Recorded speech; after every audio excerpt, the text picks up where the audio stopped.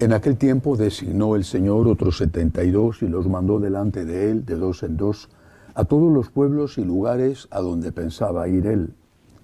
Y les decía: la mies es abundante y los obreros pocos. Rogad pues al dueño de la mies que envíe obreros a su mies. Poneos en camino. Mirad que os envío como corderos en medio de lobos. No llevéis bolsa, ni alforja, ni sandalias, y no saludéis a nadie por el camino. Cuando entréis en una casa, decid primero paz a esta casa. Y si allí hay gente de paz, descansará sobre ellos vuestra paz, y si no, volverá a vosotros. Quedaos en la misma casa, comiendo y bebiendo de lo que tengan, porque el obrero merece su salario. No andéis cambiando de casa en casa. Si entráis en una ciudad y os reciben, comed lo que os pongan, curad a los enfermos que haya en ella y decidles: el reino de Dios ha llegado a vosotros. Palabra del Señor. Gloria a ti, Señor Jesús.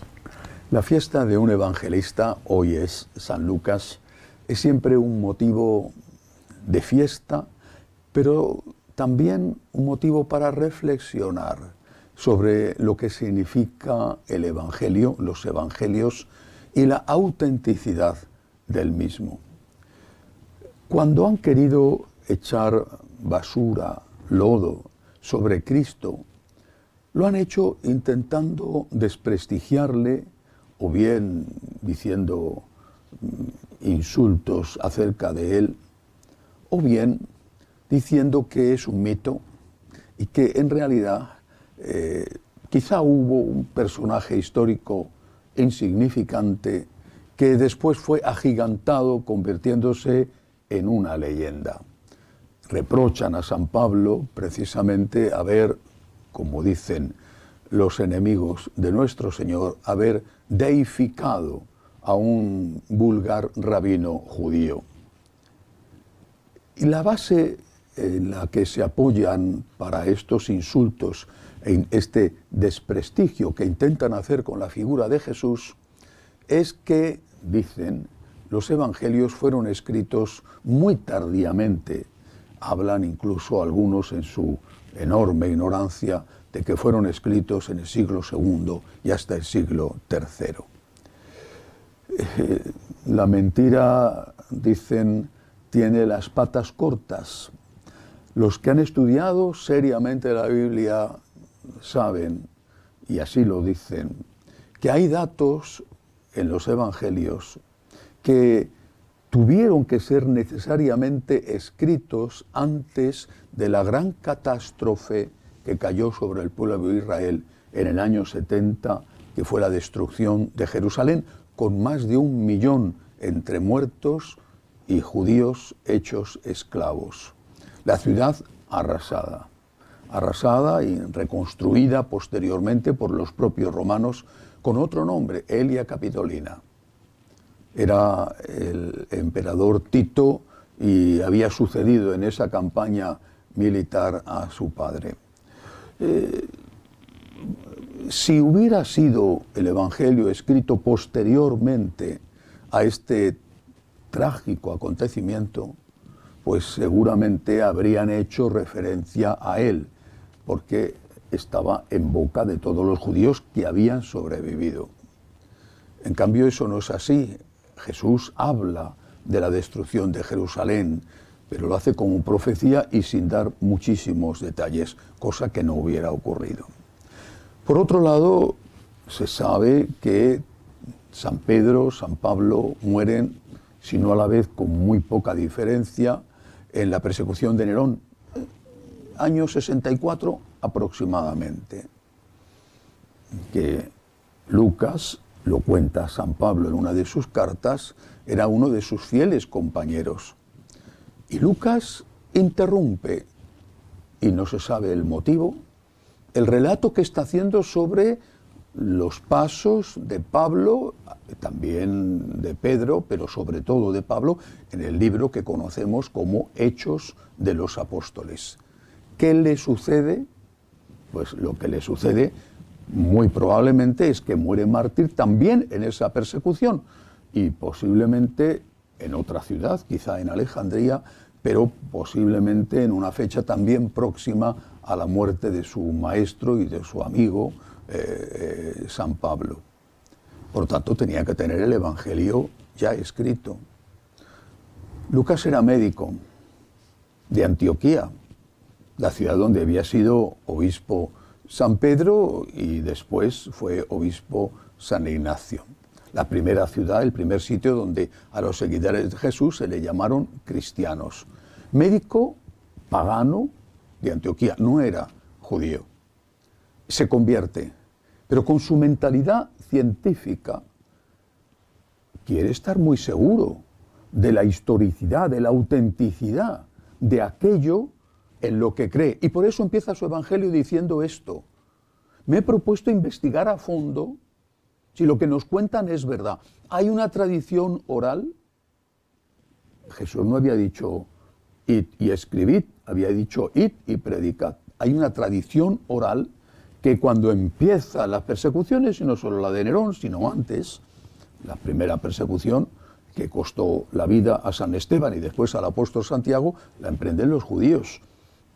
A San Pedro le meten en la cárcel, a San Pablo los propios judíos intentan matarle. Comprenden los cristianos que si no se pone por escrito esa tradición oral, el relato de las parábolas que había predicado Jesús, por supuesto el relato de su muerte y de su resurrección, eso se puede perder o desfigurar, y empiezan a escribir. Bueno, pues San Lucas esto lo investiga, como un científico que es, lo investiga. Y va más allá que San Mateo y que San Marcos, que ya habían empezado a escribir, si es que no habían terminado de escribir su propio evangelio. Estamos hablando que esto ocurre antes de su muerte, obviamente, en torno a los años 60. Y digo que va más allá porque dice cosas que los otros no habían dicho. Se fijan en la Santísima Virgen María. La tradición dice que la conoció personalmente, que pintó un cuadro de ella. Eso es tradición, ciertamente. Pero lo que no es tradición es que cuenta con detalle cómo fue la aparición del ángel a la Virgen, cuenta la visita de María a su prima Santa Isabel, el maravilloso himno del Magnificat.